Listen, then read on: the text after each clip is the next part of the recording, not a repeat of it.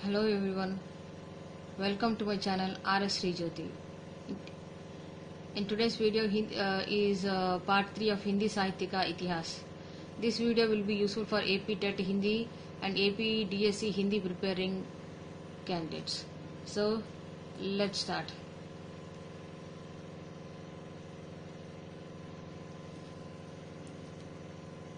सूरदास का जन्म स्थान क्या है?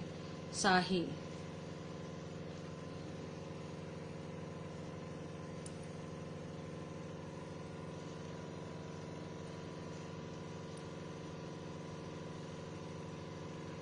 Question number 202.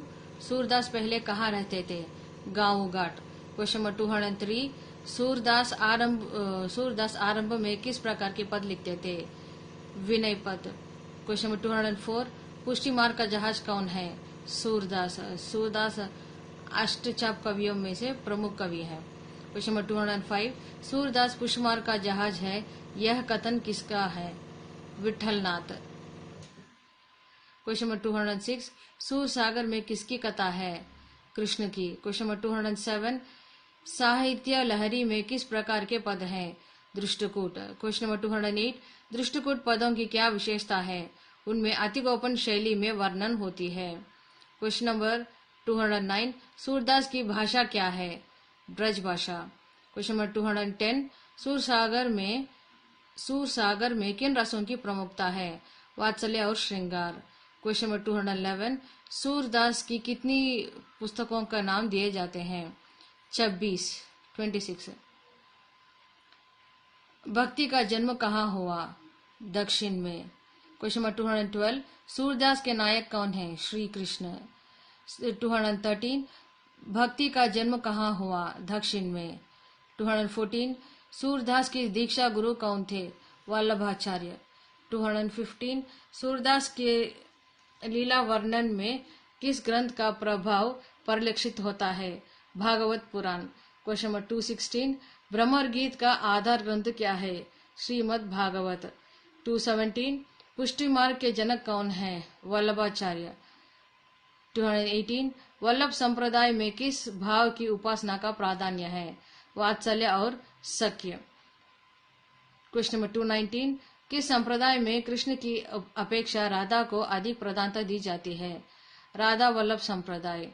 Question number 220. पुष्टि मार्गीय भक्ति किस प्रकार की भक्ति है? राग अनुराग. Question number 221. भ्रमर गीत में किस रस की प्रधानता है? विप्रलभ श्रृंगार की. Question number 222. भ्रमर गीत रचना का प्रमुख उद्देश्य क्या है? निर्गुण का खंडन और सगुण का मंडन. Question number 223. श्री कृष्ण ने गोपियों को समझाने के लिए किनको भेजा? उद्धव को. Question number 224.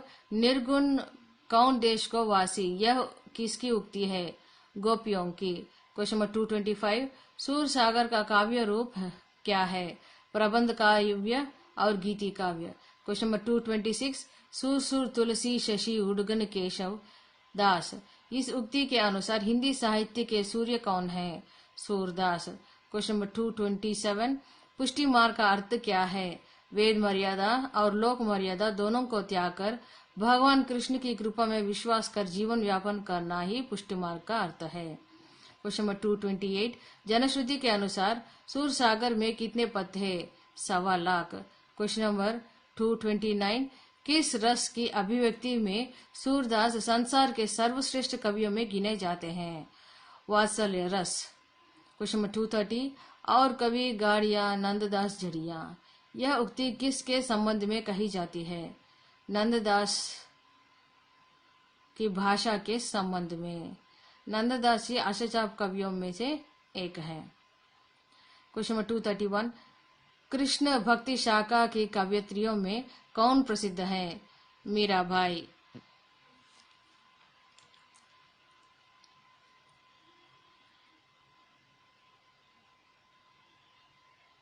Question number 232. Mirabai किसकी उपासिका है? श्री कृष्ण की. Question number 234. मीराबाई ने कृष्ण की उपासना किस रूप में की? प्रियतम के रूप में. क्वेश्चन नंबर 235 मीरा की कौन सी भक्ति है? प्रेम लक्षणा भक्ति। क्वेश्चन नंबर 236 सभी कृष्ण काव्य किस भाषा में लिखे गए? ब्रज भाषा में। क्वेश्चन नंबर 237 मैया कभी ही बढ़ेगी चोटी, यह किस कवि की पंक्ति है? सूरदास की। क्वेश्चन नंबर 238 मीरा के प्रेम का मूलाधार कौन है? श्री कृष्ण। क्वेश्चन नंबर 239 रसखान का असली नाम क्या है? सैयद इब्राहिम।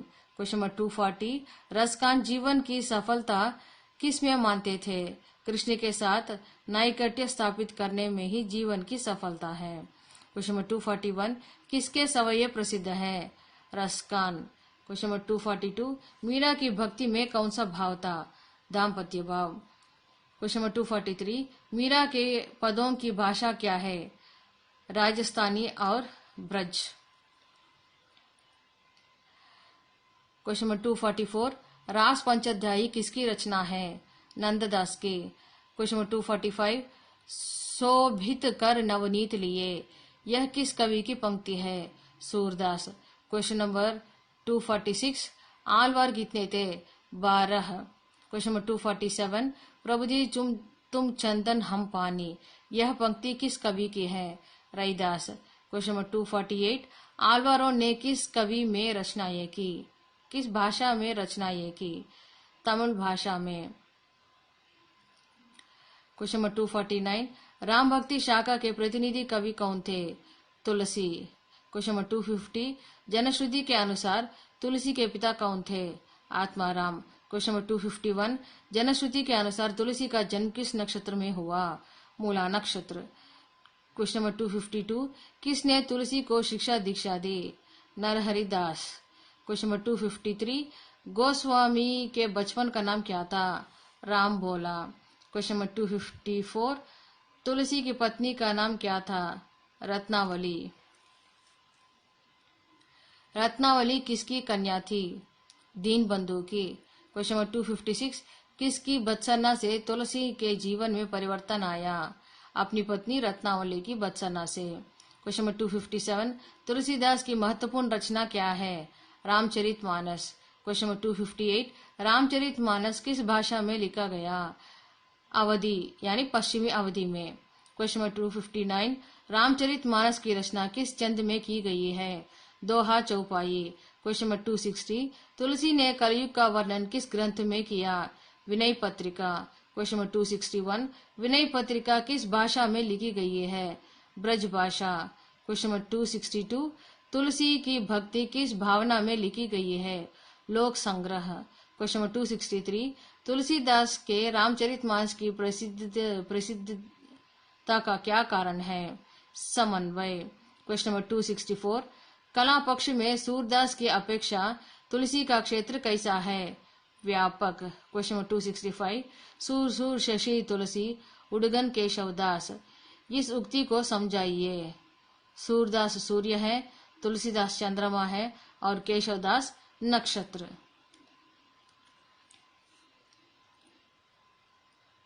क्वेश्चन नंबर 266 तुलसीदास ने श्री राम जी का वर्णन किस रूप में किया है? शील, शक्ति और सौंदर्य से संवलित रूप में किया है। क्वेश्चन नंबर 267 रामचरितमानस का काव्य रूप क्या है? प्रबंध काव्य। क्वेश्चन नंबर 268 तुलसीदास की भक्ति किस प्रकार की है? दास्य की। क्वेश्चन नंबर 269 राम भक्ति शाखा के कवि किस प्रकार के ब्रह्म की उपासना करते थे? सगुण ब्रह्म। क्वेश्चन नंबर 270 नाभादास किसके शिष्य थे? अग्रदास। क्वेश्चन नंबर 271 भक्तमाल से किन का वर्णन है? 200 भक्तों का वर्णन है। क्वेश्चन नंबर 272 जनश्रुति के अनुसार तुलसी की माता कौन थी? हुलसी। क्वेश्चन नंबर 273 तुलसीदास ने किस उद्देश्य से रचना की?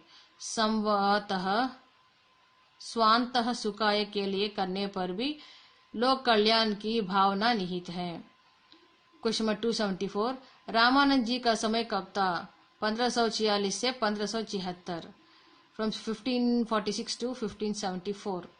क्वेश्चन नंबर 275 विनय पत्रिका किस काव्य रूप में लिखी गई? गीति काव्य के रूप में। क्वेश्चन नंबर 276 कविता करके तुलसी न लसे, कविता लसी न तुलसी की कला। ये पंक्तियां किसकी है? अयोध्या सिंह उपाध्याय की। क्वेश्चन नंबर 277, तुलसी ने कृष्ण की लीलाओं का वर्णन किस काव्य में किया है? कृष्ण गीतावली। क्वेश्चन नंबर 278, रहीम का पूरा नाम क्या है? अब्दुल रहीम खान खाना। क्वेश्चन नंबर 279, रहीम का जन्म कब हुआ? सन 1545 में, 1545। क्वेश्चन नंबर 280, रहीम के पिता का नाम क्या है? बैरम खान। क्वेश्चन नंबर 281, रहीम के पिता किसके सेनापति थे? अकबर के। क्वेश्चन नंबर 282, रहीम किन के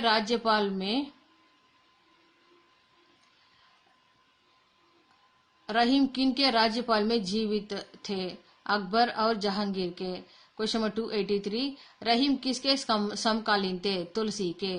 क्वेश्चन नंबर 284, स्वयं कवि होते हुए भी किसने अन्य कवियों को सहारा दिया? रहीम ने। क्वेश्चन नंबर 285, रहीम के व्यक्तिगत जीवन का उत्तम गुण क्या है? दानशीलता। क्वेश्चन नंबर 286, रहीम ने किन छंदों का प्रयोग किया? दोहा, बरवई, कवित्त, सवैया आदि। क्वेश्चन नंबर 287, रहीम के दोहों की क्या विशेषता है? जीवन का व्यापक अनुभव।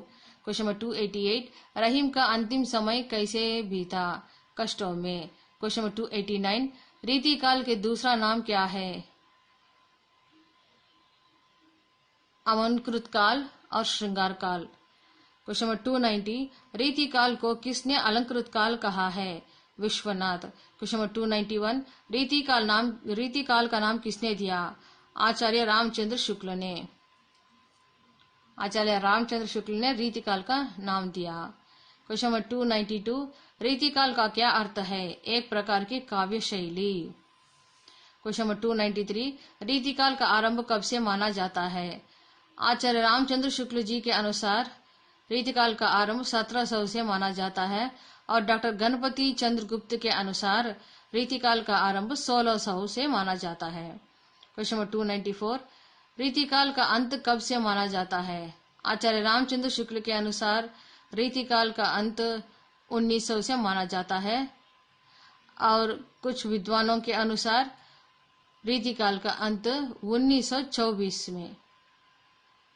क्वेश्चन नंबर 295, रीतिकाल के समय देश में किसका शासन था? शाहजहां और औरंगजेब का शासन था। क्वेश्चन नंबर 296, रीतिकाल के समय कौन हिंदू राजा मातृभूमि की रक्षा के लिए लड़ रहे थे? शिवाजी और छत्रसाल।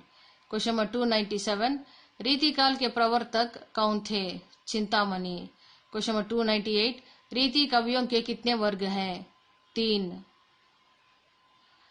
रीति सिद्ध या रीति ग्रंथकार, रीतिबद्ध और रीति मुक्त। क्वेश्चन नंबर 299, रीति कवियों के क्या क्या भेद हैं? रीति ग्रंथकार या रीति सिद्ध, दूसरा रीतिबद्ध और तीसरा रीति मुक्त।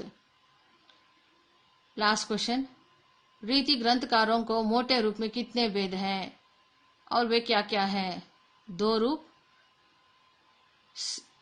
पहला रूप है सर्वांग निरूपक और दूसरा विशिष्टांग निरूपक। अगर आपको यह वीडियो अच्छा लगे तो लाइक, शेयर और सब्सक्राइब करना ना भूलें। धन्यवाद। Thank you.